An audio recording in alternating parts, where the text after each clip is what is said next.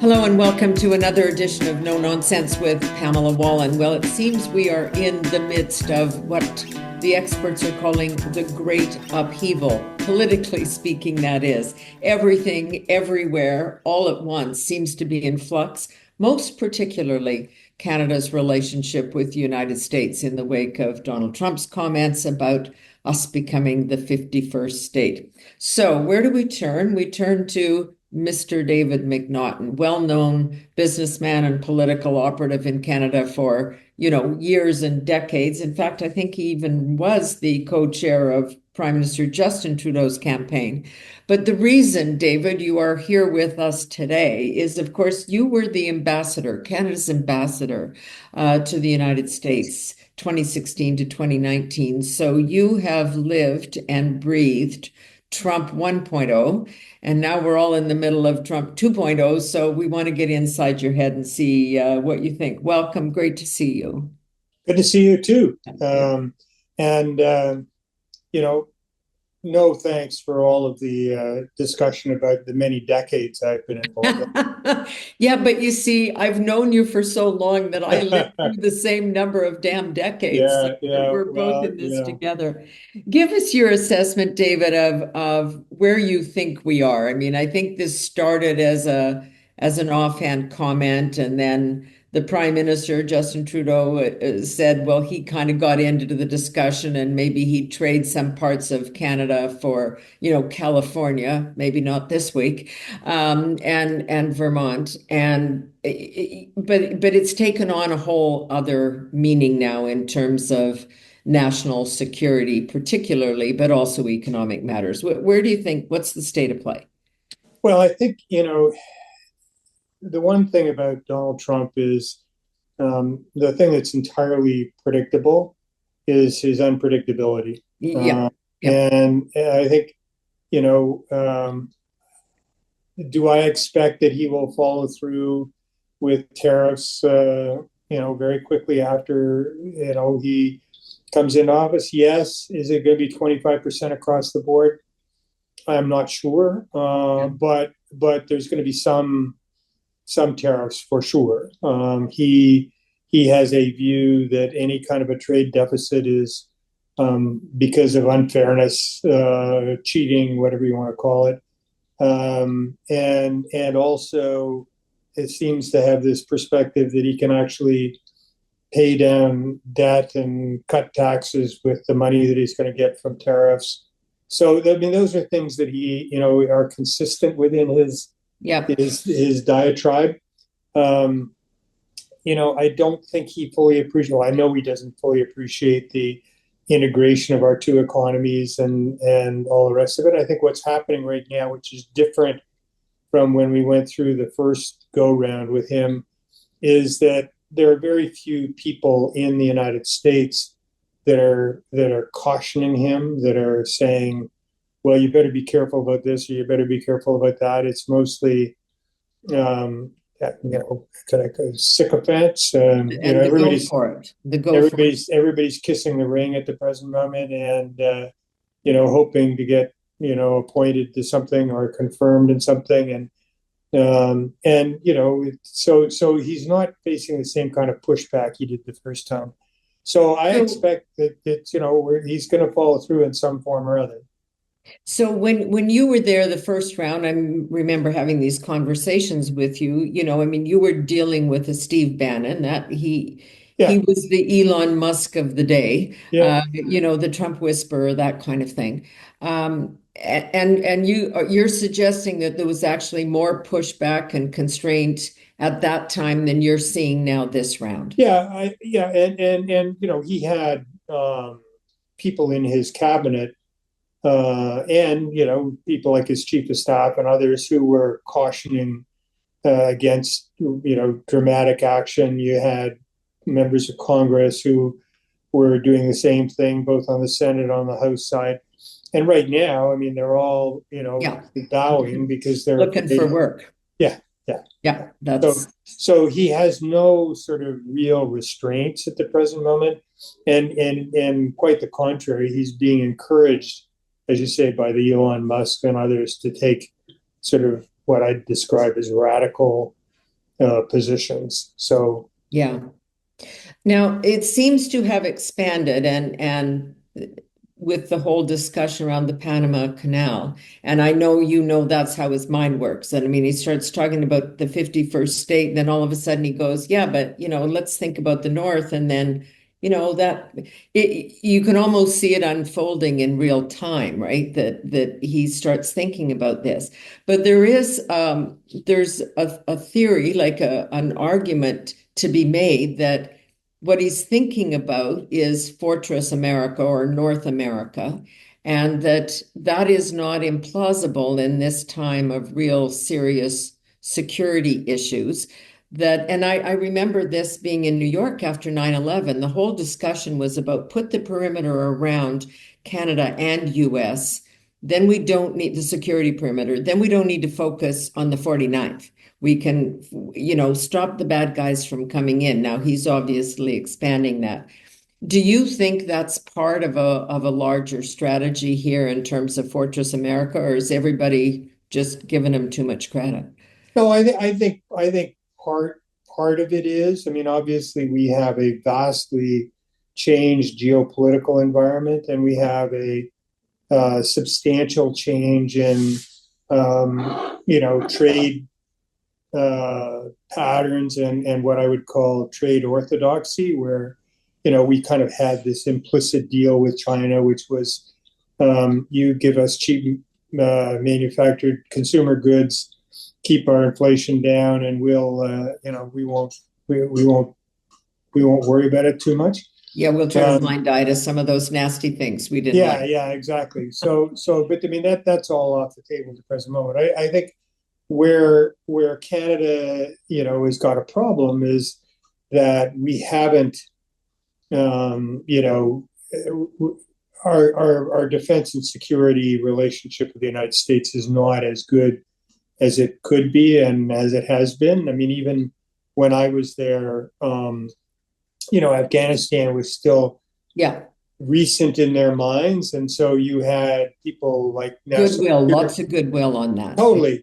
H.R. Yeah. McMaster, who was National Security Advisor, had fought in Afghanistan with our Chief of Defense Staff, John Vance. So, there was an awful lot of that going on, and I Yeah. think a lot of that's dissipated. And so we don't have the same kind of, kind of thing that's going on. I mean, the one thing I don't think Donald Trump understands is that there is an awful lot of collaboration. I mean, the shipwriter program on the Great Lakes, where Right. we have U.S. and Canadian, enforcement people on the boats so that nobody can kind of dash from the Canadian side over the American side or vice versa without getting caught and arrested by one or other. Yeah. There's an awful lot of, and I don't think that's very well known. But we've slipped in terms of our credibility on the defense and security side, particularly at a difficult time when the Arctic is opening up more for navigation, and where you've got Russia becoming sort of bolder and China and all this kind of stuff. So yeah, we were going to have to get our act together. Well, that's the thing. I mean, it's not overstating it to say we have outsourced our security in general to the US. Trump, from round one, has made it clear that countries like us, and he would point at us, need to at least get to our 2% NATO commitment. And even NATO's going to up that. And I don't know, we're planning to do that by 2032. Like, a lot of these things, he's pointing out things that are facts, but things we should be doing for ourselves. We should be worried about security for Canada, not to please Donald Trump. Yeah, well, and the 2032 thing is kind of like net zero by 2050. I mean, yeah, okay, fine. What I'm interested in is, what are you going to do next year? What are you going to do the year after? And this is, just generally speaking, as a country, and this isn't just the federal government, it's also the provinces, is that we have become, pretty comfortable in our ways. The governments tend to be process oriented rather than outcome oriented. Our healthcare system is consuming billions more in cash with deteriorating outcomes, and yet we just kind of throw more money at the problem, or we as I say, make long lists and Yeah. push out delivery times and all that kind of stuff. So I mean, this is going to cause an awful lot of pain one way or the other. And the only thing you can hope for is that it really does cause us to get our act together as a Yeah. country.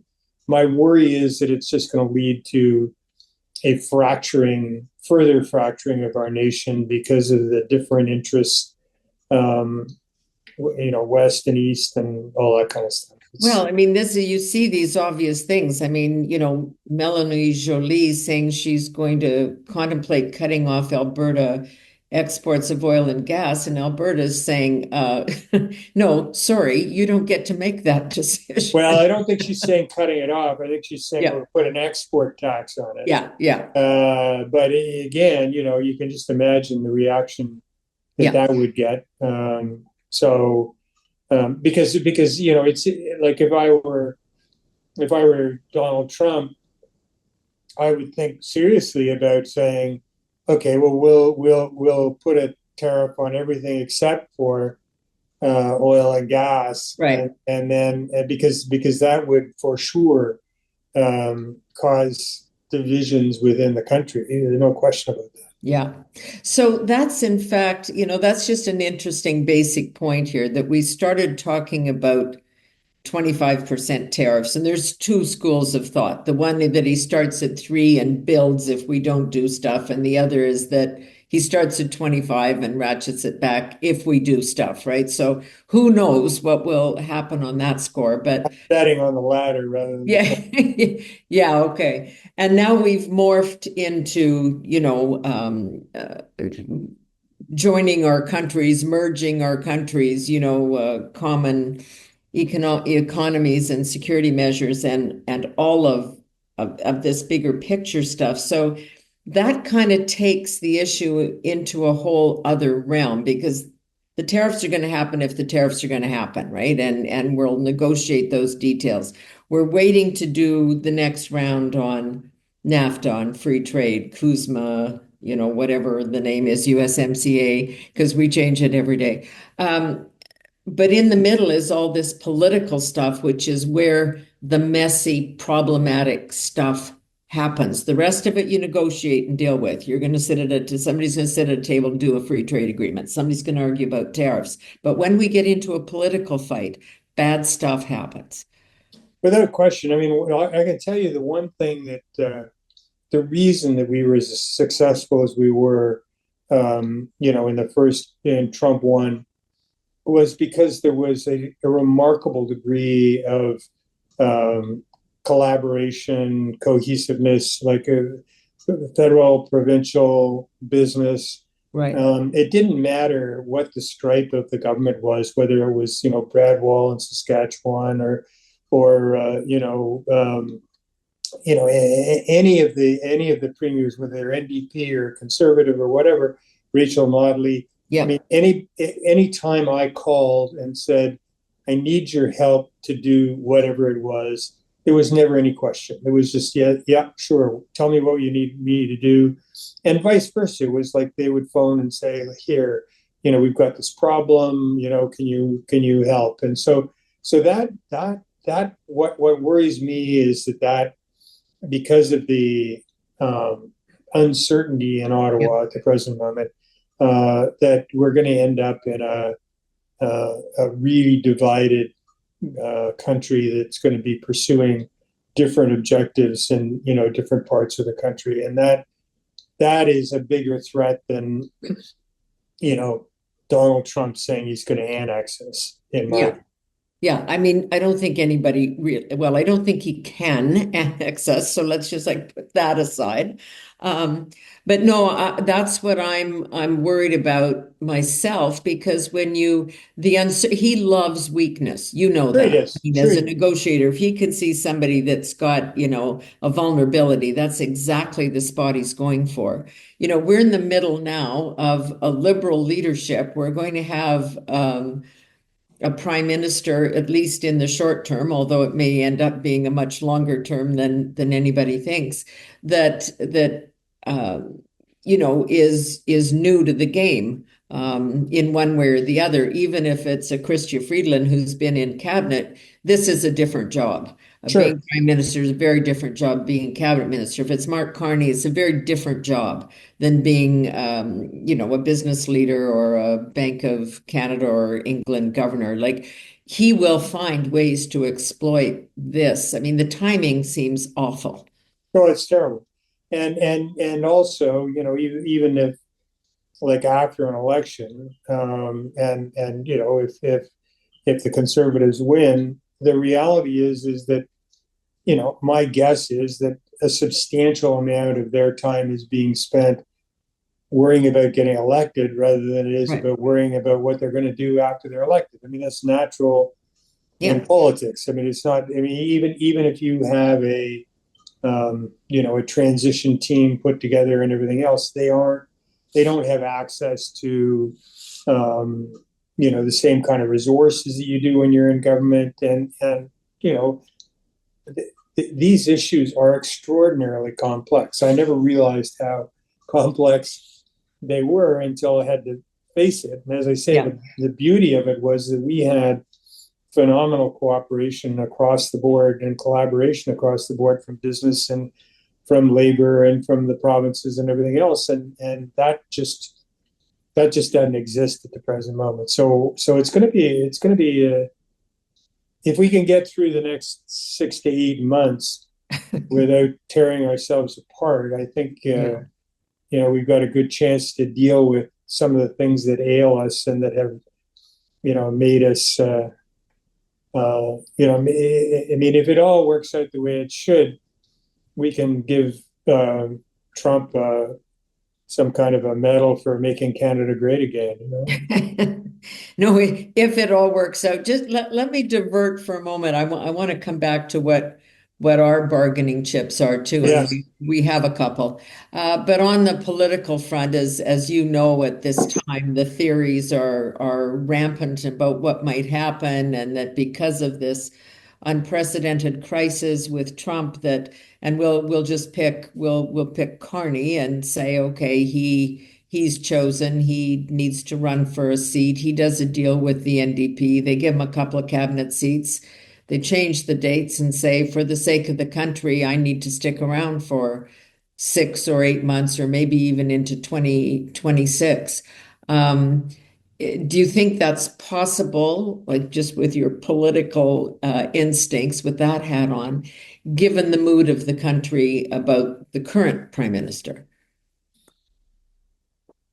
I think it's highly unlikely. I mean, all of this could change fairly quickly because we're in such a dynamic Yeah, environment. But I think the reality is that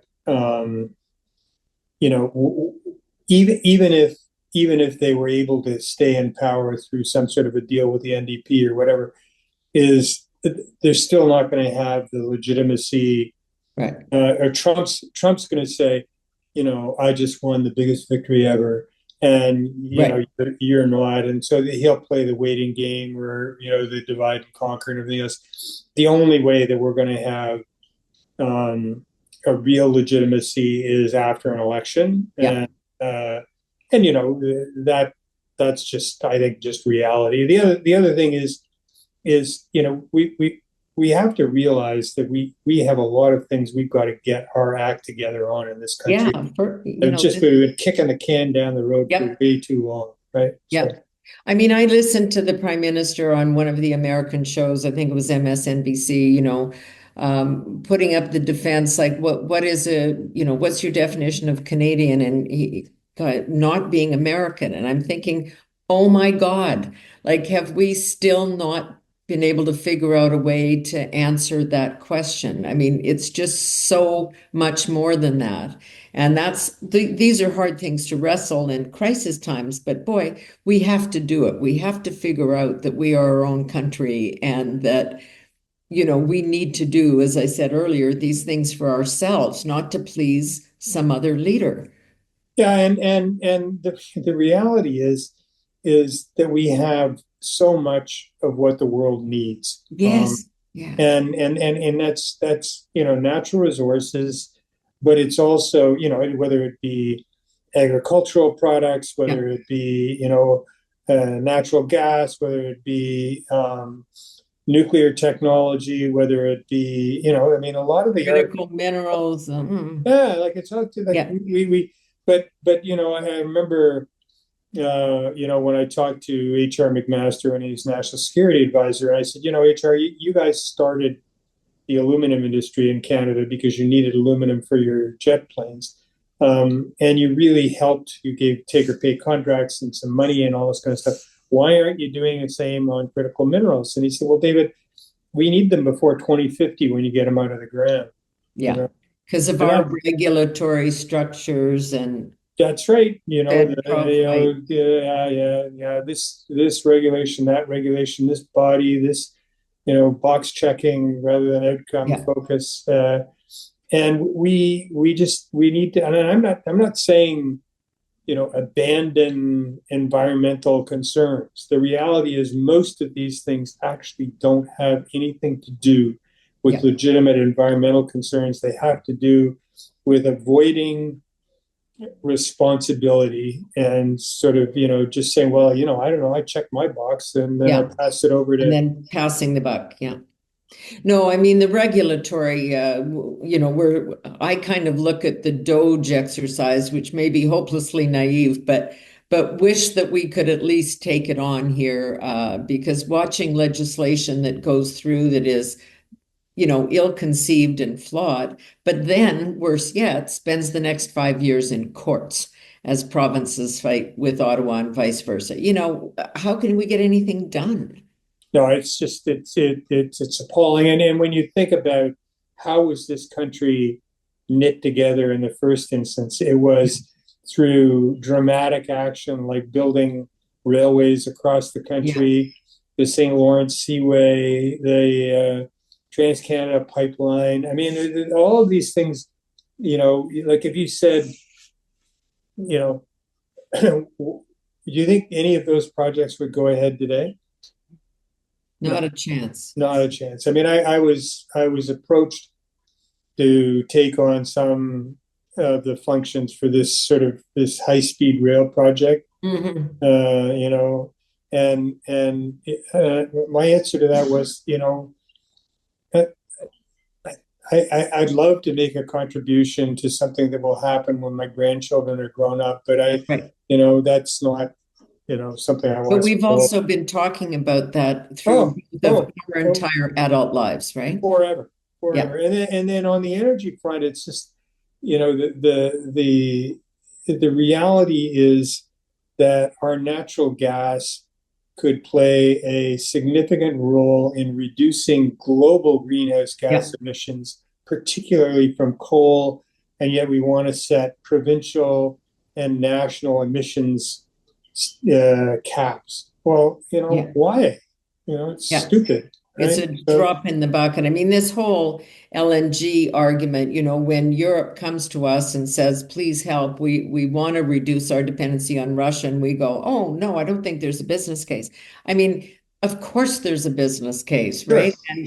And there's also on top of that an environmental case to be made, and I just find it puzzling. I was in a conversation some years ago with somebody who was making the argument that getting off of coal was just all you had to do is to show leadership and guts and everything else, and this person used Ontario as the example, and I happen to know that particular person had also been very much involved with Greenpeace, and was opposing nuclear power. And I said, right.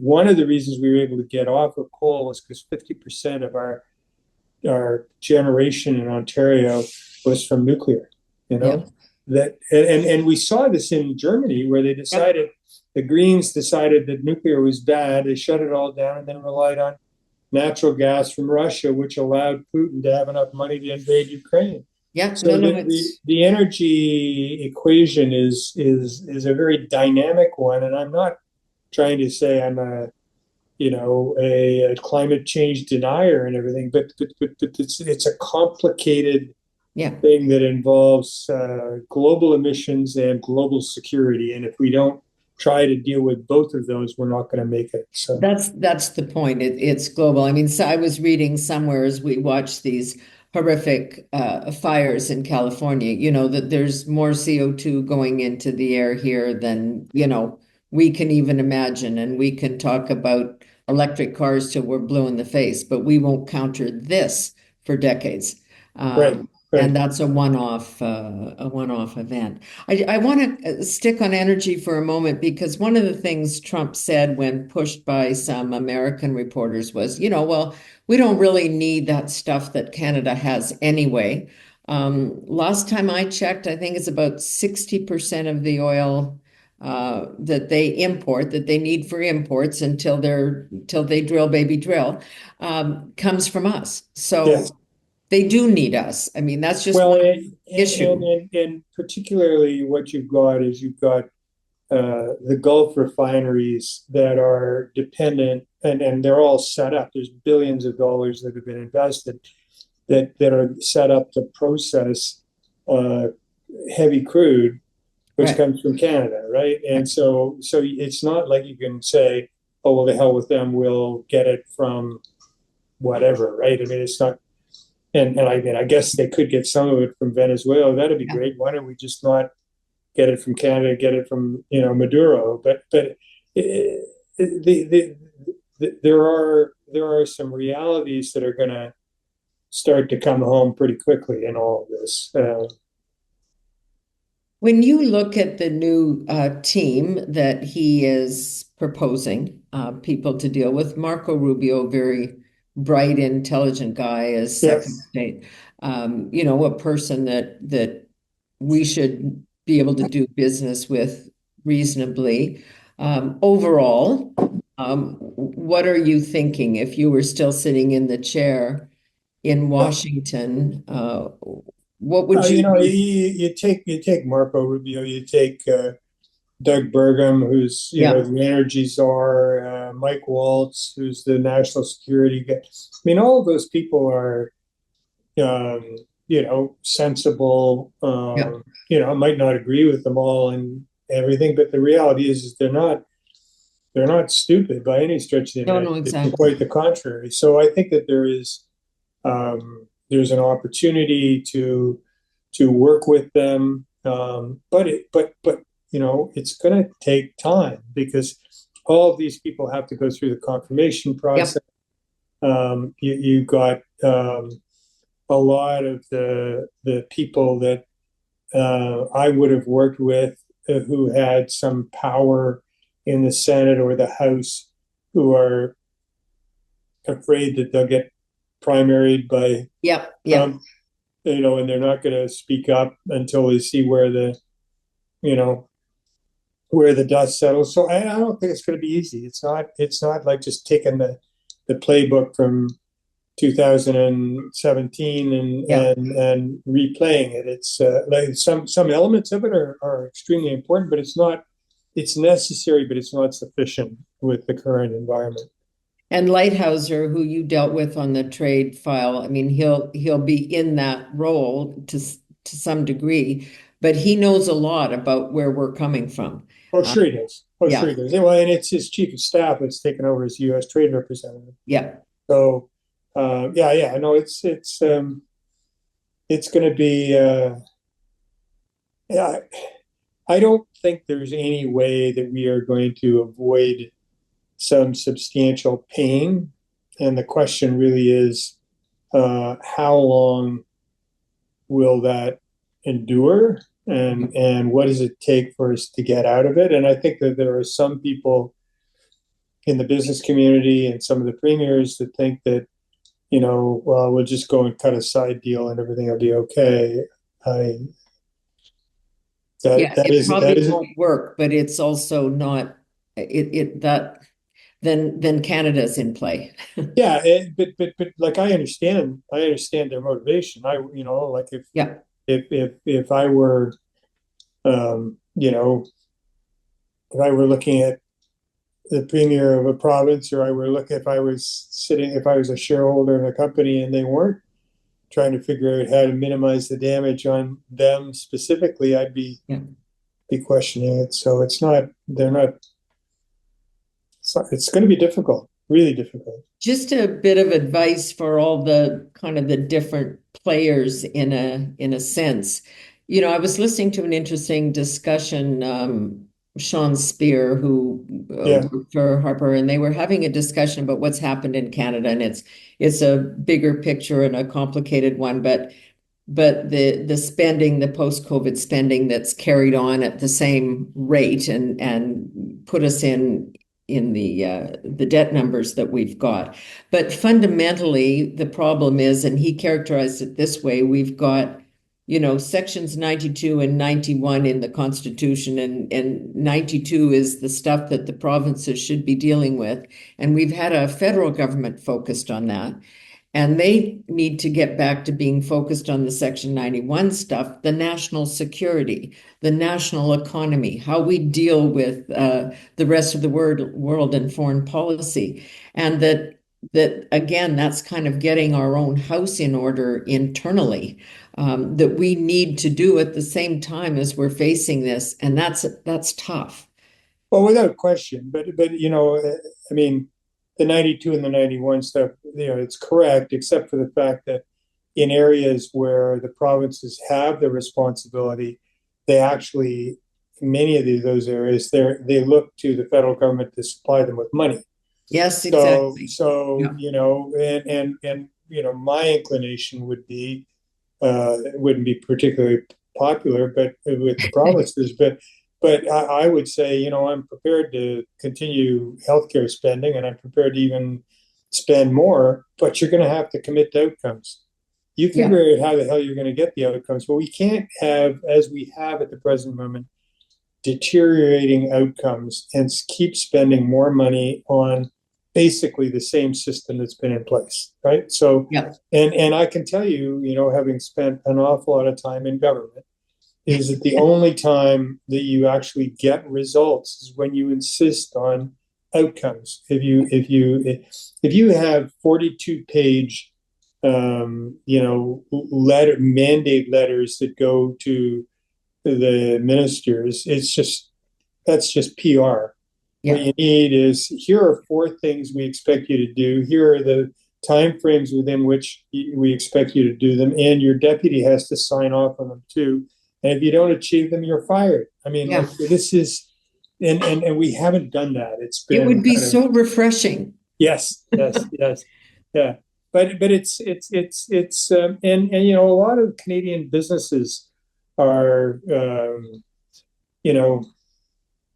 going to say fat and happy, but it's just the kinds of things that they need to do to invest in technology. Yeah. They're just not doing, or they're throwing money at it without it really being impactful. And I've seen this because of the business I've been in for the last 5 years. I watch what's happening in the States and the adoption of artificial intelligence and new technology, and the companies in the US are just adopting it at a much more rapid rate than they are in Canada. And we have some companies in Canada that are doing it, but most of them are, medium-sized companies that are owner operated, who are just saying, like, we're going to kick butt not only in Canada but around the world, and they will. Yeah. And yet some of our large enterprises that should be, leading the way are just kind of deer caught in the headlights. So No, I mean, we've been looking at these issues like banking and open bank. Like we've really got to embrace this stuff, and it's at the very core of our productivity issues, which makes us so vulnerable. Well, totally. And you know, if we think our productivity was lagging 10 years ago, Yeah, what's happening in terms of technology today, if we're not on top of that, it's going to get worse rather than better. So, yeah, so you know, you know, we can be negative about it, but I think it's a huge opportunity, and I think yeah. you know the kind of the crazy things that Donald Trump is doing may actually get us to wake up. I hope so. Anyway. Yeah, that could be the upside. So your advice kind of to the current PM is stay out of it. You know, you're like the red flag to the Trump bull. So kind of put that down. To the new leader, get on with it. Have a plan and get the election so that the Americans cannot use the argument that you're still the left. You know, we want people with a fresh mandate to do this. Yeah, yeah, yeah. I think that there's a certain number of things that the current prime minister and you know whether it be the current finance minister or whatever need to do in the interim. I mean, we're going to have somebody has to take responsibility for talking about what our retaliation list is, getting Yes, yeah, consultation. So there's a whole process thing that needs to go on between now and um, the next election, really. But I don't think it's helpful for him to be, you know, doing too much sort of public diplomacy. I think it's really making sure that the government of Canada is responsive and diligent in the short term. They can't just sort of say no. Come back and talk to us in 6 months' time. I mean, yeah. No, we don't have that, right? no. And so I think that there will be some consultative bodies that are set up that'll be real, and there are you know we'll probably publish a retaliation list and ask for input and all that kind of stuff. Yeah. You know we have to do so, but the reality is that the dynamic stuff that will actually get attention south of the border probably won't happen until we've got a new government. And the 20th of January is coming very soon. Apparently. Are you going to the inauguration? No, I'm not. You know, as much as I'd love to be there, I don't think I will take it in.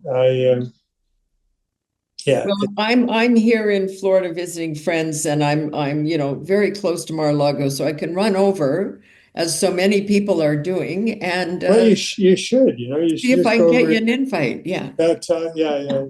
Just see what I've done a couple of Newsmax interviews with the Palm Beach outlet, trying to and I've you know I've bitten my tongue. I haven't really said too many outrageous things, but Yeah, don't go starting World War III here. We don't need that. no.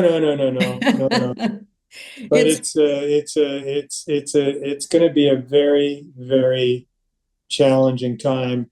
You know, I was thinking the other day because of the Canadians who went down to help with the fires in Los fires, yeah. Angeles, and you know, I was reading something where somebody said, "Well, this is really, you know, an attempt to, you know, show good neighborliness and everything else." And but the reality is that's characterized the relationship with the United States forever. I mean, you know, when going back to 1917, and I actually wasn't around then, but the first responders to the Halifax explosion were from Boston.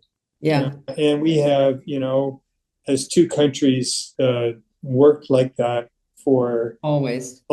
and you know, this isn't phony, it's actually real. And as I reminded somebody the other day, the last time they tried to do an invasion, we burned the White House, so don't try it again. So we're capable. I remember saying to when I was working in New York, and I used to say to American audiences all of the time, quoting somebody wiser than myself. I just don't remember the name at this point, but we are best friends, whether we like it or not as Canadians. And Yes. we're best friends whether they know it or not as Americans. And you know what? That's still true. It is absolutely true, and Yeah. I think it's going to be tested over the next little Yeah. while. But the reality is that the relationships and the ties between our two countries, both business and personal. Yeah. You know, my grandfather was actually an American Yeah. who came to Canada, in 1914 to fight with Canadian troops overseas, as did 30,000 Yes. Americans. Yeah. Exactly. And that kind of relationship goes back a long, long way. And Yeah. so hopefully this is a bump in the road and we Yeah. get through it. But I caution it's going to be hard. It's going to be Yeah, and I really. think that, I mean, that's why we're having this conversation. You know whereof you speak because you've been there and you've been at that table. And as everyone says, you don't need to take everything that President-elect Trump says literally, but you do need to take him seriously, and we do. Yeah, Yeah. very much so. Yeah. David, great to talk to you. Great to talk to you. And, it's, we will, I'm sure we'll chat again. Yeah, we'll have these conversations offline too and see what Yeah. what happens. Thanks. Really appreciate your insight a lot. It's great to have you, David MacNaughton, who was our ambassador to Washington during Trump 1.0. So the advice he offers for dealing with Trump 2.0 comes with a whole lot of wisdom. Thanks, David. All right. Take care. Thank you. And that's it for this edition of No Nonsense with Pamela Wallach. We'll talk soon.